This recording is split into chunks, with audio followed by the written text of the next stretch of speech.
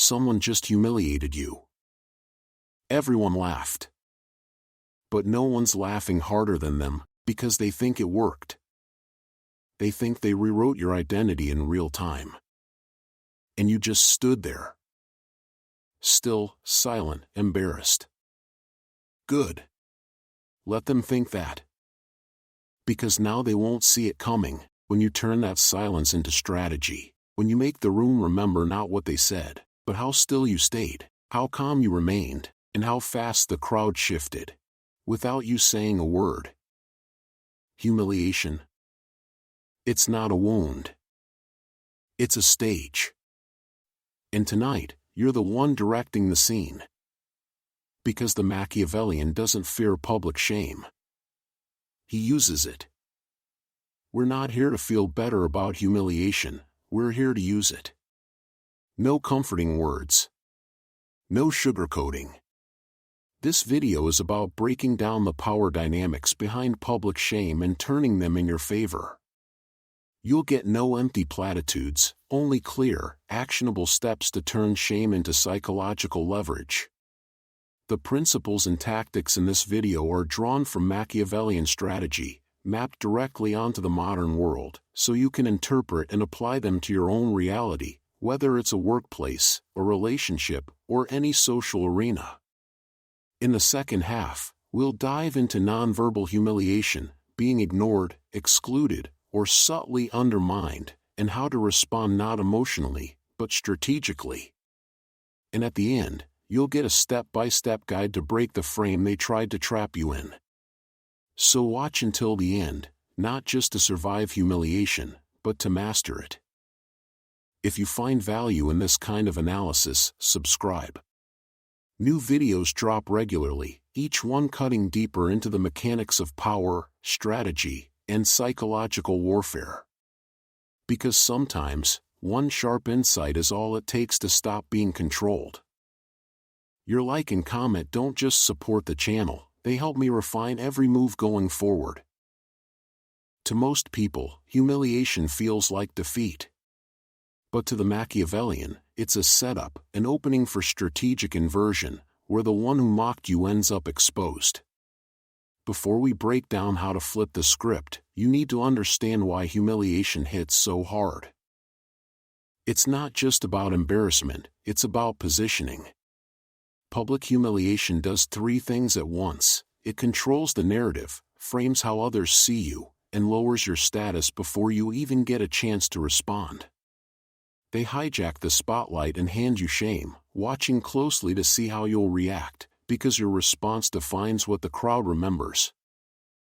And most people fail. They defend. They explain. They flinch. But Machiavelli knew, the worst thing you can do is show that it landed. The moment you look shaken, you've already validated the attack. So what's the Machiavellian move? You don't react to the insult, you respond to the audience. Because in moments like this, the attacker isn't your real opponent. The crowd is. This isn't about clapping back. It's about psychological stagecraft, and it starts with step 1, neutralizing the stage. When someone mocks you, they're baiting for emotion, a flinch, a defense, anything that proves their jab hit. Instead, you go still. Not passive, precise. Silence, steady eye contact, maybe a slight, surgical smirk. This moment isn't for them, it's for the audience. You're signaling not fear, but calculation, and that instantly shifts the dynamic. Why? Because silence from someone just publicly shamed is unsettling. Now the crowd isn't laughing, they're watching. Wondering what you're about to do, and why you're not reacting like they expected. Step 2, reframe the attack. This is where Machiavellian precision kicks in. You don't defend. You don't deny. You expose. Someone mocks your failure, your past, your appearance, you reply, cold and composed. Interesting how badly you needed to say that. Or, That's a lot of performance for so little impact. You've flipped the frame. Their insult no longer highlights your weakness, but their insecurity, their need for control, their desperation for attention. Now the tension is theirs, not yours. That's psychological redirection. You didn't push back, you pivoted the entire room. Step 3. Own the flaw. If what they said has truth to it, don't hide, claim it, on your terms. Say, yeah, that happened, and I'm still standing. You're still reaching. Or, they've used that before. Says more about them than me. By owning it, you strip it of power. More than that, you turn it into a signal of strength. Because the Machiavellian doesn't hide scars, he polishes them until they blind. You stop fearing mockery the moment you stop playing by the crowd's emotional rules. You've traded the need for approval for calm control, and now, you don't need to win the moment, you just need to leave them uncertain. That's where dominance begins. After humiliation, the goal isn't to look strong, it's to look untouchable. Strength invites challenge. But silence that doesn't flinch makes people hesitate. Machiavelli understood, the illusion of invincibility is more powerful than proof. If they believe you can't be humiliated, because you don't even acknowledge the rules that make it possible, they won't try again. And if they do, you won't just survive it, you'll turn their stage into your throne. There's no greater revenge than showing someone you're beyond reach. But don't get it twisted, this kind of psychological power isn't natural. It's built through failure, betrayal, public exposure. And only those who learn to weaponize perception rise stronger from it. Because humiliation was never about the words, it's about who owns the meaning. And in every public space, from boardrooms to online attacks, the one who controls the interpretation controls the aftermath. That's why Machiavelli didn't retaliate. He redirected. Someone throws a sharp, rehearsed line to get a laugh at your expense, something meant to corner you. Most people defend, explain, or shrink. But the Machiavellian doesn't fight the frame, he flips it. Because humiliation only works if you accept its premise. Let's imagine they say, "Didn't you mess that up last time too?" They want embarrassment. A reaction. That's the script they rehearsed. Instead, you pause, just long enough to make it uncomfortable, and say, "You've been holding on to that for a while, haven't you?" Now the focus shifts. It's not about your mistake anymore, it's about their obsession, their pettiness, and the crowd sees it too. That's the essence of a Machiavellian reversal. You don't dodge the hit, you let it reveal them. This idea isn't new. The Stoics absorbed attacks. Machiavelli turned them into theater. He knew that in power dynamics, the most dangerous person isn't the one who strikes, it's the one who stays still, watches, and responds with meaning, not emotion. One of his coldest tactics is to make the insult sound like a confession. Someone accuses you of overcompensating during a serious moment. You don't defend. You just look at them and say, "That's an interesting thing to notice." You speak from experience. That line is surgical. It plants the idea that their insult is projection. Now they're the one explaining, justifying, looking defensive. You didn't block the attack, you handed it back. People humiliate others not from strength, but from fear, fear of being small, overlooked, irrelevant. So when you reflect their insult back at them, not with anger, but with calm, unsettling curiosity, you turn their performance into a mirror they can't escape. And the beauty is, you stay cold, still, surgical, and that terrifies them more than rage ever could. Because rage means they still control your emotions. But composure means you control the frame. This is how humiliation becomes elevation. Most people think surviving means walking away unharmed. But the Machiavellian doesn't survive, he wins the room. And to win, you have to understand one thing: the crowd won't remember what was said, only who looked in control. Your expression, your tone, your silence, they become the story. And when you finally speak, if you speak, it must sound like the moment was predicted, even designed. Never defense, only strategy. Because when you take a moment meant to shame you and make it look like you orchestrated it, people stop laughing and start fearing. Humiliation only works if you act like the victim. But the second you behave like the architect of the moment, you become untouchable. The real power move isn't avoiding humiliation, it's building your reputation so precisely that anyone who tries to humiliate you ends up exposing themselves instead. Machiavelli knew, power doesn't come from attacking first, it comes from being so unshaken under fire that the attacker looks ridiculous for trying. Because the real damage of humiliation isn't in the insult, it's in what happens next: the panic, the rushed words, the nervous laugh, the scramble to fix your image. That's where most people lose. They try to reclaim control too quickly. But real power moves slow. It moves with weight. So when someone tries to shame you, your job is to slow time. Speak less. Breathe lower. Drop your energy. Let your posture say one thing: this isn't worth my reaction. The moment you match their energy, you validate their game. But if you stay calm, cold, and almost amused, you've already turned their punch into your platform. Here's how it plays out in real time. You're in a group, sharing a story or offering some insight, and someone cuts in with a sharp remark. "Wow, you think everything you say is that deep?" Now, pause. What they're doing is trying to reframe you as self-important, attention-seeking, someone who takes themselves too seriously. The typical response might be, "No, I was just trying to share something useful," but that's a trap. It's justification, and the moment you step into that frame, you've already conceded the power. Now watch how a Machiavellian response shifts the dynamic. You stay still. Hold eye contact, not aggressive, just clear.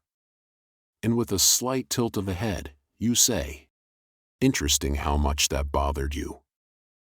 No attack. No defense. Just a mirror held up without emotion. That one sentence flips the frame from "I'm arrogant" to "Why are they so reactive" to insight.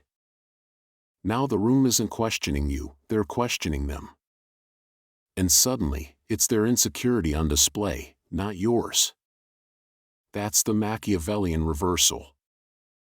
Turn their attack into a spotlight, not on you, but on them. It's not about clever comebacks, it's about controlled presence. When you stay calm, still, unreadable, people stop watching what was said, and start wondering why it needed to be said at all. Humiliation is a performance, and every performance needs an audience. If you control the audience, you control the meaning. That's why your reaction should never be aimed at the attacker, it's aimed at the room. Your silence, posture, even your stillness should say, "This didn't land. I'm not playing." And that breaks the script, because people expect imbalance. Instead, you give them doubt. Here's what most miss: public humiliation is often rehearsed. The jab isn't spontaneous, it's calculated. So when someone throws a cheap line like, "Don't worry, you'll get it right eventually, maybe," you lean in slightly, hold eye contact, and say, "That one sounded rehearsed. You've been saving it, huh?" In one sentence, you expose the setup and reframe them as someone who's obsessed, not clever. Now they're the one under the spotlight. And just like that, the punchline isn't funny anymore, it's awkward. That's the reversal, not by being louder, but by staying sharper. You don't fight for the narrative. You steal it back without effort. Let's go deeper. Not all humiliation is verbal. Sometimes it's subtle, being ignored, interrupted, made invisible. So how does the Machiavellian respond? First, don't chase inclusion. That's the trap. The moment you seek their attention, you confirm their control. Second, disengage, but without emotion. Don't storm off or sulk. Just shift your focus. Speak to someone else. Look away. Pick up your phone. Your silence should say, "I don't need your validation." Third, reframe the room. Start generating value elsewhere. Redirect attention. Let them realize they lost your focus, and with it, the spotlight they tried to steal. Machiavelli knew, attention is currency. Stop giving it to those who try to diminish you, and you bankrupt their power. And sometimes, the most brutal move is saying nothing at all. Just let them dig. Because people who humiliate others are often addicted to attention. Give them enough space, and they'll overstep, say too much, push too far, lose the crowd, while you remain untouched. Then, when the moment's right, say just one line. "You seem really committed to this performance." Then silence. That's the win, because humiliation only works on people desperate to protect their image. But when you no longer need to look flawless, you become immune. And that immunity terrifies them. Because they realize something dangerous: you're not afraid of being misunderstood. And that's real power, quiet, unreadable, and unshaken, the kind that doesn't resist the storm. It redirects it. When someone humiliates you in public, they're not just testing your composure, they're trying to rewrite your identity in front of an audience. And if you don't reclaim the frame, the crowd will accept their version of you as truth. That's why the most critical part of a Machiavellian reversal isn't the comeback or the smirk, it's your refusal to be framed.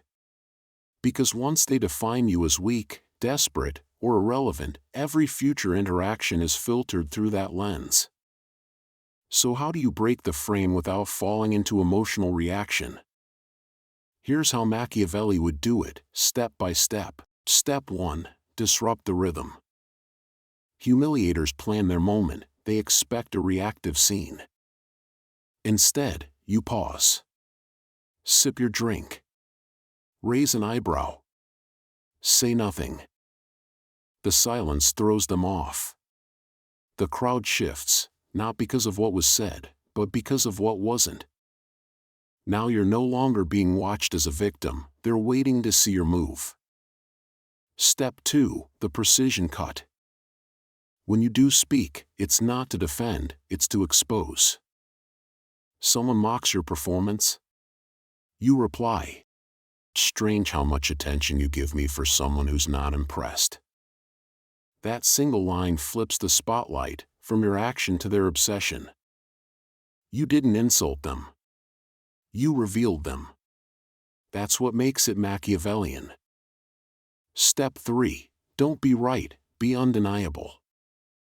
Winning an argument doesn't mean winning the room. Facts feed ego.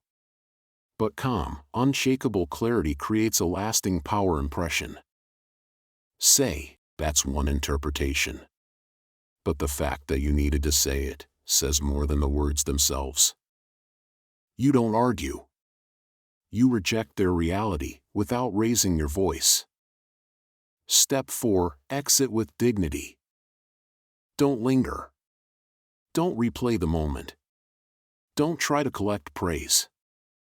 You move on, clean, silent, unaffected. And that silence sticks. The crowd won't remember what was said, they'll remember how cold and effortless you made it look. That's elevation, turning their punch into your platform. Step 5. Expect another hit. Reverse humiliation once, and they'll try again, smarter, subtler, maybe through someone else. Because once you prove you can't be shaken, those who rely on public control will feel threatened. And they should. So prepare. Because next time, it may not be an obvious jab. It might be a compliment laced with venom. A polite question meant to frame. A well-timed silence meant to isolate you just enough to make you doubt yourself. And when it comes, your response stays the same. No emotion, only direction. A Machiavellian never lets anyone else write the script. If someone's trying to humiliate you, they've already lost, because they just exposed the truth. You unsettle them. Your presence, your calm, your refusal to play their game, it was enough to make them show their desperation, in public. And when it happens, you don't meet chaos with noise. You meet it with stillness. You let silence stretch like a blade, and watch them unravel in it. Then, if needed, you speak once. Not to fight, but to seal the scene, to leave the moment frozen, with them exposed and you untouchable. That's how Machiavelli would do it. Not with rage. Not with volume. But with a precision so calm, so unshakable, that it rewrites the room without saying much at all. If this made something click, stay with me. This series is just beginning. We're moving deeper, into silence as strategy, emotional detachment as power, and how to reshape perception without ever defending yourself. So if you felt it, like it. If you want more, subscribe. And if you're ready to stop being played, I'll see you in the next one.